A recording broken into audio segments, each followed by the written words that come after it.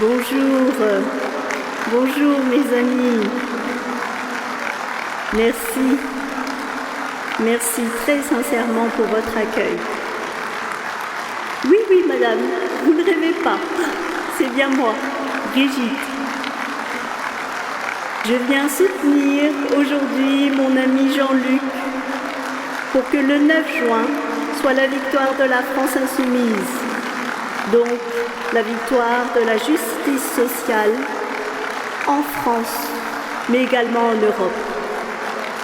Oui, mes amis, en votant la France insoumise le 9 juin, vous leur permettrez de poursuivre leur combat au niveau européen.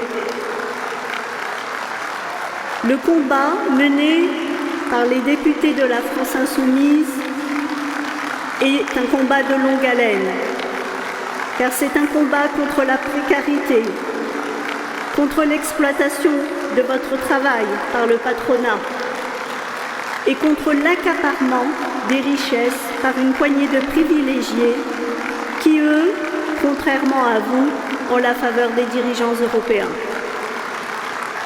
Il nous faut, mes amis, préparer l'après-Macron.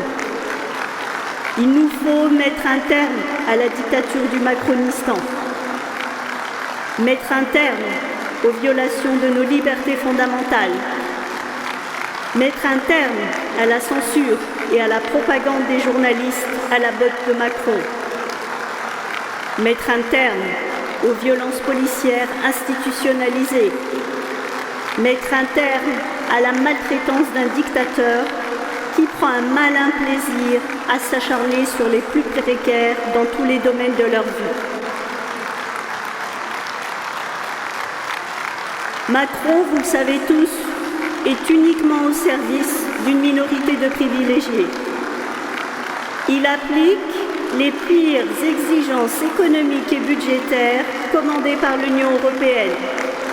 Réforme des retraites, réforme de l'assurance chômage.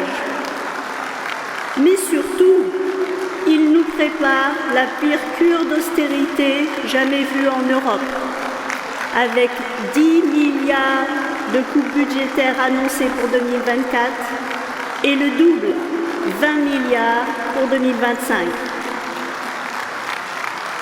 Ces coupes budgétaires, mes amis, ne sont pas de votre faute, contrairement à ce qu'on essaye de vous faire croire, mais de la sienne, et elles auraient pu être évitées, car elles ne sont que la conséquence d'une incompétence chronique de Macron. Incompétence notamment en matière de gestion de la crise Covid. Durant cette crise, des confinements inutiles ont été imposés, des fermetures d'établissements inutiles. Nos jeunes et aussi nos moins jeunes ont été interdits de pouvoir faire du sport. La dépression a explosé dans toutes les tranches d'âge de la population. Nos libertés les plus fondamentales ont été violées les unes après les autres. Et des centaines de faillites auraient pu être évitées. Son incompétence, malheureusement, ne se limite pas au secteur sanitaire. Il en a fait preuve également dans le cadre de la gestion du conflit russo-ukrainien. Par sa prise de décision irréfléchie et hâtive avec la mise en place de sanctions économiques contre Poutine. Sanctions qui, contrairement à ce que nous promettait Bruno Le Maire, ont mis la France, oui mes amis, l'économie de la France à genoux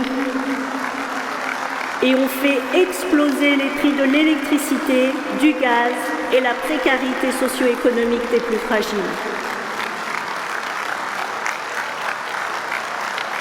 Mes amis retraités, je vous le dis, je vous préviens, et je suis bien placée pour le faire car je le connais très bien. Macron prépare déjà la fin de l'indexation de vos retraites sur l'inflation. Bien entendu, une fois le 9 juin passé, pas avant.